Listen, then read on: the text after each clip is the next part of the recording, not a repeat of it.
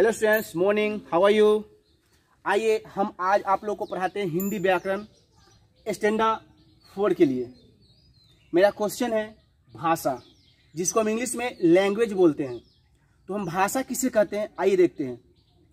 भाषा वह साधन है जिसके द्वारा हम दूसरे लोगों तक अपने विचार पहुंचा सकते हैं और उनके विचार समझ सकते हैं।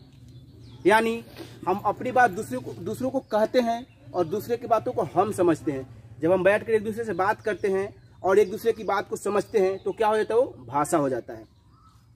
नेक्स्ट है हमारा भाषा का कितने रूप होते हैं और कौन कौन।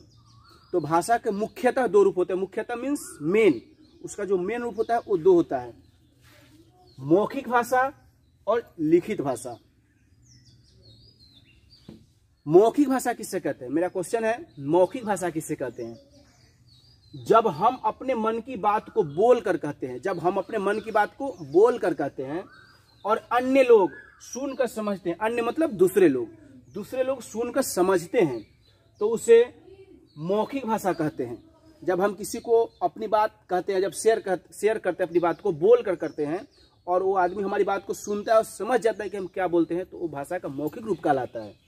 अर्थात बोलना व सुनना भाषा का मौखिक रूप है। बोलना और सुनना भाषा का मौखिक रूप है। जैसे फोन पर बातचीत करना, जब हम किसी से फोन पर बात करते हैं तो क्या होता है, हम बोलते हैं, उधर से आदमी सुनते हैं, उधर से बोलते हैं, हम इधर से सुनते हैं, तो क्या हो गया, मौखिक हो गया। भाषण देना, हम भाषण देते हैं, नेता लोग भाषण देते हैं, क्या होता है, उसी भाषण मुंह से बोलते हैं और हम उनकी बात को समझते हैं।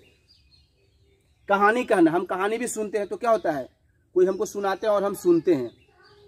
बातचीत करना, टीवी पर समाचार देखना, ये सब भाषा का मौखिक उदाहरण है।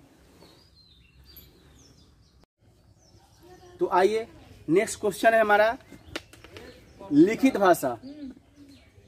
लिखित भाषा किसे कहते हैं। जब हम अपने विचारों को लिखकर दूसरों तक पहुंचाते हैं, जब हम अपने विचारों को लिखकर दूसरों तक पहुंचाते हैं और दूसरे पढ़कर उसे समझते हैं, तो यह भाषा का लिखित रूप होता है।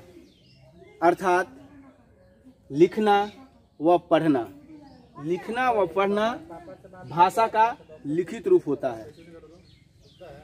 जैसे समाचार पत्र, न्यूज़पेपर, उसको हम हिंदी बोलते हैं समाचार पत्र।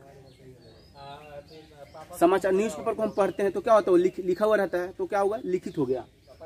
पुस्तक मीन्स बुक, पत्र इसको हम लेटर बोलते हैं, आदि लिखित भाषा के उदाहरण हैं। Thank you.